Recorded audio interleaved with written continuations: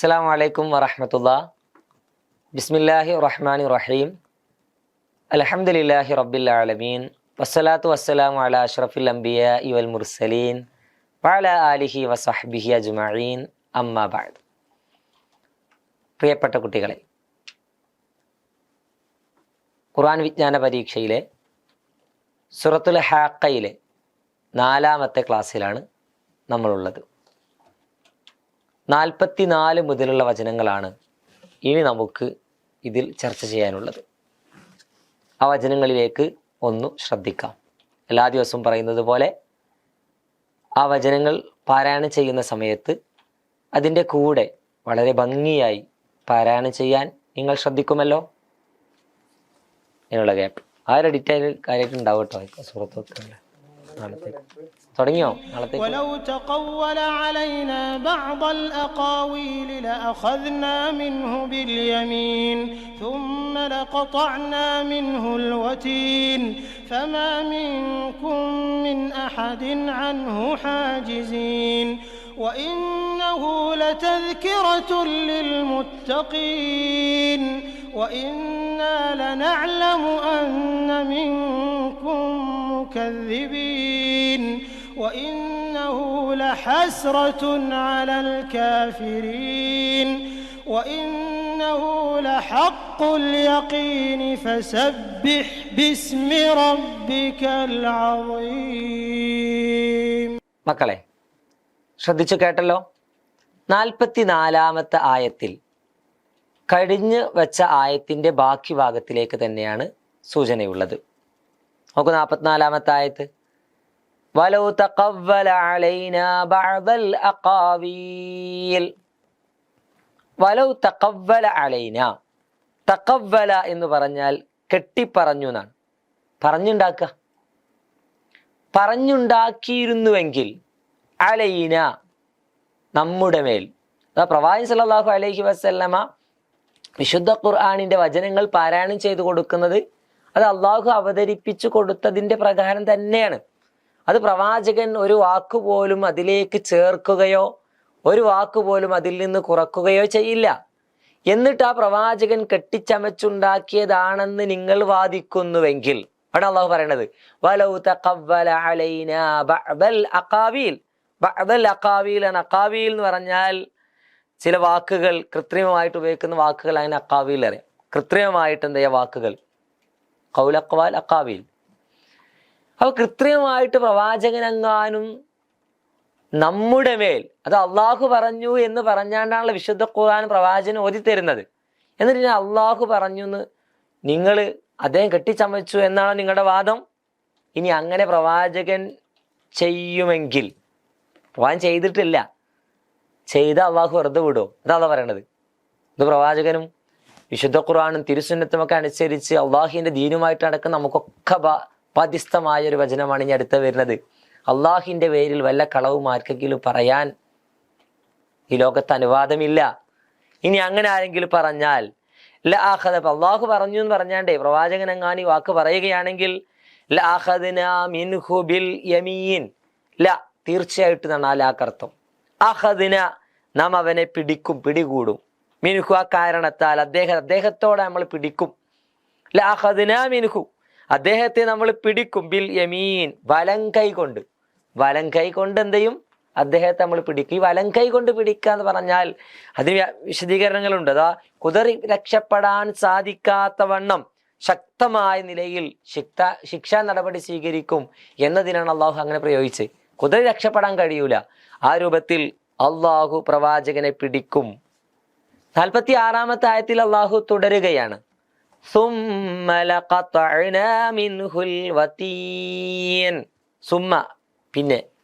പിന്നീട് എന്ത് ചെയ്യും? ലഖതഅന, നാം അദ്ദേഹത്തെ, ഖത എന്ന് പറഞ്ഞാൽ മുറിച്ചു ന, ഖതഅന നാം മുറിക്കുക തന്നെ ചെയ്യും. ലഖതഅന, പിന്നെ മുറിക്കുക തന്നെ ചെയ്യും.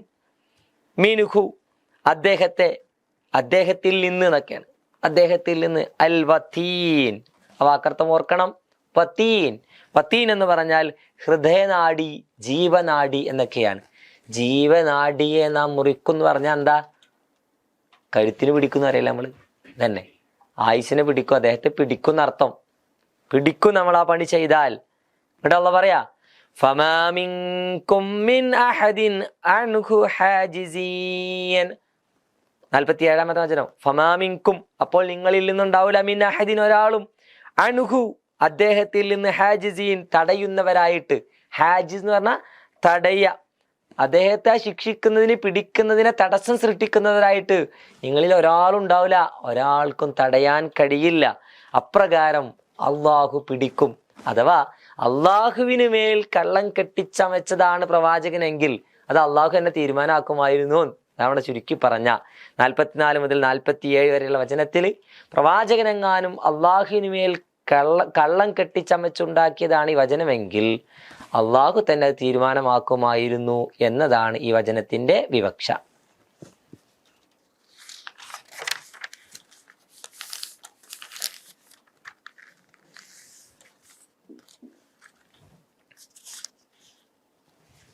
മക്കളെ, ഇവിടെ ഇതിന്റെ വിശദീകരണത്തിൽ നിങ്ങൾ കുറച്ചുകൂടി കാര്യങ്ങൾ മനസ്സിലാക്കേണ്ടതുണ്ട്. സാധ്യമാകുന്ന കുട്ടികൾ സൂറത്തുൽ ഹാക്കയുടെ മുഹമ്മദ് അമാനി അലി നൽകുന്ന വിശദീകരണം ഒന്ന് വായിച്ചു നോക്കുന്നത് കൂടുതൽ ഉചിതമാണ്.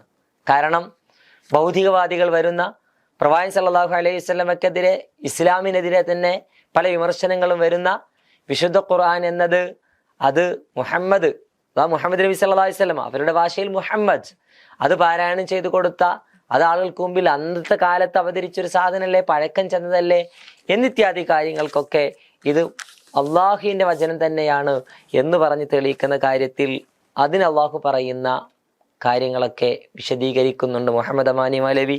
ആ വിശദീകരണം ഒന്ന് വായിക്കുന്നത് നല്ലതാണ്. അത് അവിടെ ശ്രദ്ധിക്കേണ്ട ചില ഭൗതികവാദികളുമായിട്ട് എഴുത്തുകുത്തുകൾ നടക്കുന്നിടത്ത് സയ്യിദ് റഷീദ് റിള അദ്ദേഹത്തെ കുറിച്ച് അവിടെ നിന്ന് മനസ്സിലാൽ വഹ്യുൽ മുഹമ്മദി എന്ന് പറയുന്ന അദ്ദേഹത്തിന്റെ പുസ്തകത്തിൽ അൽ വഹ്യുൽ മുഹമ്മദി. അപ്പൊ ആരുടെ പുസ്തക ചോദിക്കാൻ ചാൻസ് ഉണ്ട്. ഞാൻ മറ്റുള്ളതൊക്കെ കൂടുതൽ വിശദീകരണം കൂടും എന്നതുകൊണ്ടാണ് എന്ത് ചെയ്യുന്നത്, കൂടുതൽ പറയാതെ ഇങ്ങോട്ട് പോരുന്നത്. ഇവിടെ നിങ്ങൾ ശ്രദ്ധിക്കേണ്ട ഒന്നാണ്, അൽ വഹ്യുൽ മുഹമ്മദി എന്ന പുസ്തകം സയ്യിദ് റഷീദ് റിളയുടേതാണ്. അദ്ദേഹവുമായി ബന്ധപ്പെട്ട് അദ്ദേഹം ചില എഴുത്തുകുത്തുകൾ നടത്തുന്നത് ഒക്കെ വിശദീകരിച്ചുകൊണ്ട് മുഹമ്മദ് അമാനി മൗലവി അവിടെ വിശദീകരിക്കുന്നുണ്ട്. കഴിയുന്ന കുട്ടികൾ ആ ഭാഗം ഒന്ന് നിർബന്ധമായിട്ടും വായിച്ചു നോക്കണം. ഇവിടെ അല്ലാഹു സുബ്ഹാനഹു വ തആല പ്രവാചകൻ സല്ലല്ലാഹു അലൈഹി വസല്ലമയെ ആ ശത്രുക്കൾക്കിടയിൽ നിന്ന് സംരക്ഷിക്കുക കൂടി ചെയ്യും.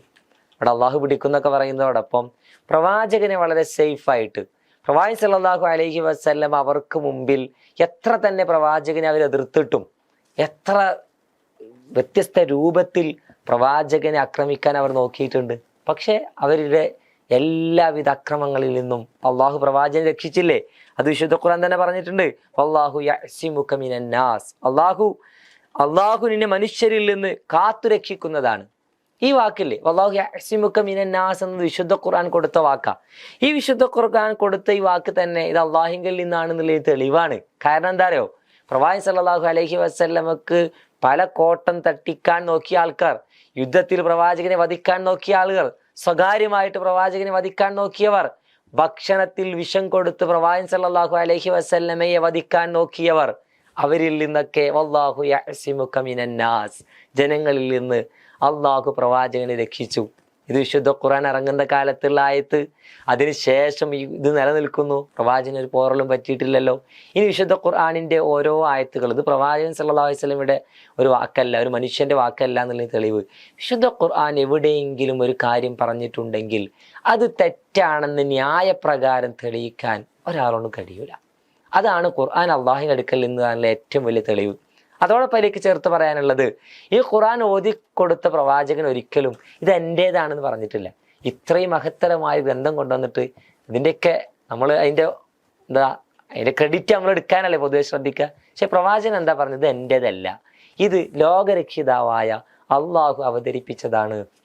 അള്ളാഹു അവതരിപ്പിച്ചെന്നതിൻ്റെ അടിസ്ഥാനത്തിൽ ഞാൻ നിങ്ങൾക്ക് പാരായണം ചെയ്തു തരുന്നതാണ് എന്ന് പ്രവാചകൻ തന്നെ പറയുന്നു. ഇതൊക്കെ തന്നെയാണ് വിശുദ്ധ ഖുർആൻ അള്ളാഹിങ്കൽ നിന്ന് അവതീർണമായതാണ് എന്നതിൻ്റെ തെളിവായിട്ടുള്ളത്. ഇനി നോക്കൂ നിങ്ങൾ 48 മുതലുള്ള വചനങ്ങൾ. മക്കളെ, വിശുദ്ധ ഖുർആൻ അള്ളാഹിൻ്റെ അടുക്കൽ നിന്ന് അവതീർണമായതാണെന്ന് അംഗീകരിക്കാത്ത ആളുകളും വിശുദ്ധ ഖുർആനിലെ പല തത്വങ്ങളെയും അംഗീകരിച്ചതായിട്ട് നമുക്ക് കാണാൻ കഴിയും. അതെന്ത് ന്യായാണ്?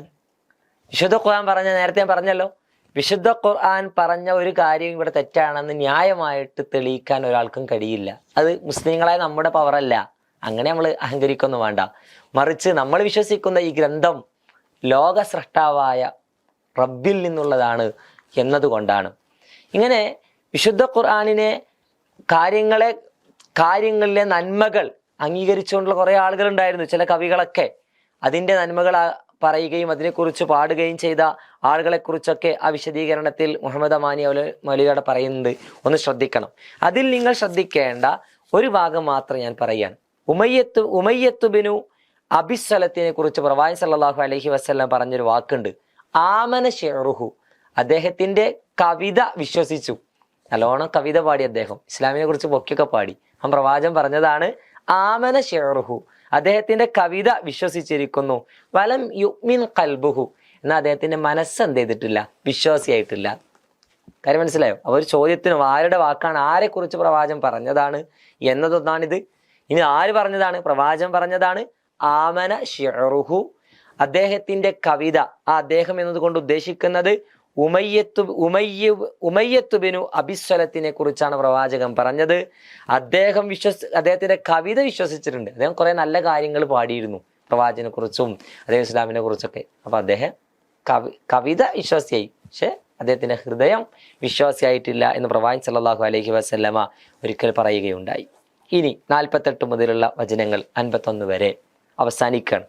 വളരെ വേഗത്തിൽ എടുത്തു പോകാൻ പറ്റിയ ചെറിയൊരു ഭാഗം. 48-ാമത്തെ ആയത്ത്,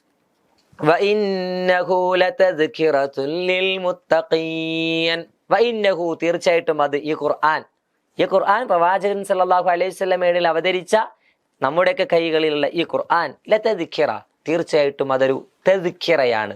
തദ്കിറ എന്ന പദത്തിനർത്ഥം സ്മരണ, വേറെ അർത്ഥമുള്ളത് ഉപദേശം, ഉത്ബോധനം. 1, 2, 3 അർത്ഥങ്ങൾ വരുമ്പോൾ ശ്രദ്ധിക്കണേ, ചോദ്യത്തിനൊരു സാധ്യത അവിടെ കാണുന്നുണ്ട്.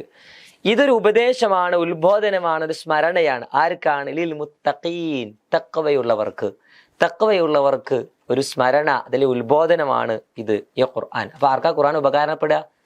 തഖ്വയുള്ള ആളുകൾക്ക് ഇത് ഉപകാരപ്പെടുമെന്നർത്ഥം. ഇവിടെ അള്ളാഹു വീണ്ടും തുടരുക. 49-ാമത്തെ ആയത്ത്, വഇന്നാ ലനഅലമു അന്ന മിൻകും മുകദ്ദിബീൻ. വഇന്നാ, തീർച്ചയായിട്ടും നാം, നഅലമു, തീർച്ചയായിട്ടും നാം അറിയുക തന്നെ അറിയുന്നുണ്ട്, അന്ന മിൻകും, നിങ്ങളിൽ ഉണ്ട്, മുകദ്ദിബീൻ, കളവാക്കുന്നവർ, ഈ ഖുർആനിനെ വ്യാജമാക്കുന്നവർ നിങ്ങളുടെ കൂട്ടത്തിലുണ്ട് എന്നത് നാം അറിയുന്നുണ്ട്. അതാ വിശുദ്ധ ഖുർആൻ അള്ളാഹു അവതരിപ്പിച്ചിട്ട് അതിനെ കളവാക്കി ജീവിക്കുന്നവർ ഇവിടെ ഉണ്ട് എന്ന വിഷയം അള്ളാഹു അറിയാഞ്ഞിട്ടല്ല. അള്ളാഹു നിശ്ചിത അവധി വരെ എല്ലാവർക്കും അവധി തരും. ഇതിൽ നിർബന്ധമില്ല. ഇസ്ലാമിന്റെ തത്വം തന്നെ അതാണ്, നിർബന്ധം ചെലുത്തലില്ല. അള്ളാഹു ഉപദേശിച്ചു തരും. ഇതൊരു ഉപദേശമാണ്, ഉത്ബോധനമാണ്. വേണ്ടവർക്ക് ഇത് സ്വീകരിക്കാനുള്ള സ്വാതന്ത്ര്യമുണ്ട്. പക്ഷെ നന്മ ചെയ്ത് അതടിസ്ഥാനത്തിൽ മുന്നോട്ട് പോകുന്നവർക്ക് അള്ളാഹു സ്വർഗം വാഗ്ദാനം ചെയ്യുന്നുണ്ട് എന്നർത്ഥം. ഇല്ലാത്തവർക്കോ നരകവുമുണ്ട് കൂടി അള്ളാഹു പറയുന്നുണ്ട്. എന്നിട്ട് കളവാക്കിയ ആളുകളെ കുറിച്ച് അള്ളാഹു ഒരു പ്രയോഗം പറയാ. 50-ാമത്തെ ആയത്ത് നോക്കൂ, വഇന്നഹു ലഹസ്റത്തുൻ അലൽ കാഫിരീൻ, നിശ്ചയമായും അത് അവിശ്വാസികളുടെ മേലൊരു ഖേദ കാരണവും അത്രേ. ആ അവിശ്വസിച്ചു മുന്നോട്ട് പോവുക എന്നുള്ളത് അവർക്ക് എന്തിന് കാരണമാകും? ഖേദത്തിന് കാരണമാകും. എന്താണ് ഖേദം? നേരത്തെ സൂചിപ്പിച്ചല്ലോ, നരകത്തിലേക്ക് എത്തേണ്ട അവസ്ഥ വരും, അതൊരു ഖേദമാവും. ഇവിടെ വാക്ക് ഓർക്കേണ്ടത് ഹസ്രത്ത്. ഹസ്രത്ത് എന്ന് പറഞ്ഞാൽ ഖേദം, സങ്കടം, ദുഃഖം. വീണ്ടും പദം ആവർത്തിക്കുന്ന വാക്കുകൾ കേട്ടോ. എന്തൊക്കെ അർത്ഥമുണ്ട്? അത് ഹസ്രത്ത് എന്ന വാക്കിന് അർത്ഥമുള്ളത് സങ്കടം, ദുഃഖം, ഖേദം ഒക്കെ ഇതിനർത്ഥം വരുന്നുണ്ട്. അപ്പൊ ചിലപ്പോൾ അതിൽ നിന്ന് എങ്ങനെ ചോദിക്കാം, ഹസ്രത്ത് എന്ന പദത്തിന്റെ അർത്ഥത്തിൽ പെടാത്തത് പറഞ്ഞിട്ട് ഈ 3 വാക്ക് കൊടുക്കും ചെയ്യും. അടുത്തത് എന്ത് ചെയ്യും? ഒന്ന് അതല്ല ഏതെങ്കിലും ഒന്ന് കൊടുക്കും. അപ്പൊ ഈ 3 അതിന്റെ അർത്ഥമാണ് എന്നത് മനസ്സിലാക്കുക. അവസാനത്തെ 2 ആയത്ത് നോക്കൂ, വഇന്നഹു ലഹഖുൽ യഖീൻ. വഇന്നഹു ലഹഖുൽ യഖീൻ, തീർച്ചയായിട്ടും അത് ലഹഖുൻ, അത് ഹക്കാണ്, സത്യമാണ്, യഖീനായ ദൃഢമായ യഥാർത്ഥമാണ്. അള്ളാഹു ഉറപ്പിച്ചൊന്നും കൂടി പറയാം, ഇത് ദൃഢമായ യഥാർത്ഥമാണ്. ഈ പറഞ്ഞ കാര്യങ്ങൾ ഖുർആനിനെ കുറിച്ച്, അന്ത്യനാളിനെ കുറിച്ച്, ഇതൊക്കെ സത്യമാണ്, അതിൽ യാതൊരു സംശയവും ഇല്ല, സംശയിക്കേണ്ടതില്ല. ഫസബ്ബിഹ്, അവസാനത്തെ ആയത്ത് 52-ാമത്തെ ആയത്ത്, ഫസബ്ബിഹ് ബിസ്മി റബ്ബിക്കൽ അദീം. ആകയാൽ സബ്യഹ്, നീ തസ്ബീഹ് ചൊല്ല്, നീ തസ്ബീഹ് ചൊല്ല്. തസ്ബീഹ് എന്ന് പറഞ്ഞാൽ സ്തോത്ര കീർത്തനം നടത്തുക, അള്ളാഹിന്റെ നീ പ്രകീർത്തിക്ക്. ബിസ്മി റബ്ബിക്ക, നിന്റെ രക്ഷിതാവിന്റെ നാമത്തിൽ, അൽ അലീം, മഹാനായ റബ്ബിന്റെ നാമത്തിൽ നീ തസ്ബീഹ് ചെയ്തു കൊള്ളുക എന്ന് പറഞ്ഞാണ് അള്ളാഹു ഈ സൂറത്ത് അവസാനിപ്പിക്കുന്നത്. കൃത്യമായിട്ട് ഓരോ ആയത്തുകളും എടുത്ത് വായിച്ച് നമ്മൾ പഠിക്കുക. വളരെ വൃത്തിയായിട്ട് പഠിച്ചതിന് ശേഷം പരീക്ഷയ്ക്ക് വേണ്ടിയും ഒരുങ്ങുക. അതിനുശേഷവും മെമ്മറിയിൽ വെച്ച് കാര്യങ്ങൾ ഉൾക്കൊണ്ടുകൊണ്ട് ജീവിക്കുക. ഇത് നേരത്തെയൊക്കെ പറയുന്നത് പോലെ കവാടമാണ്, പഠനത്തിലേക്കുള്ള വാതിലുകൾ നമ്മൾ തുറന്നു വെക്കുകയാണ്. ഇതിൻ്റെ അടിസ്ഥാനത്തിൽ നമ്മൾ ഇനിയും കൂടുതൽ പഠിക്കണം. ഈ തഫ്സീർ വീടുകളിലുണ്ട്, ഇതൊക്കെ നമ്മളൊന്ന് അറിയണം. മുഹമ്മദ് അമാനി മലയുടെ തഫ്സീറൊക്കെ ഒന്ന് എടുത്ത് പഠിക്കുന്നിടത്തേക്ക് കുട്ടികളായ നമ്മളൊക്കെ ഒന്ന് മാറുക. അള്ളാഹു നമ്മേവരെയും അനുഗ്രഹിക്കുമാറാകട്ടെ. റബ്ബനാ അതിന ഫിദ്ദുനിയ ഹസന വഫിൽ ആഖിറതി ഹസനതൻ വഖിന അദാബന്നാർ. വസല്ലല്ലാഹു അലാ നബിയ്യി വൽഹംദുലില്ലാഹി റബ്ബിൽ ആലമീൻ. അസ്സലാമു അലൈക്കും വറഹ്മത്തുള്ളാഹി വബറകാതുഹു.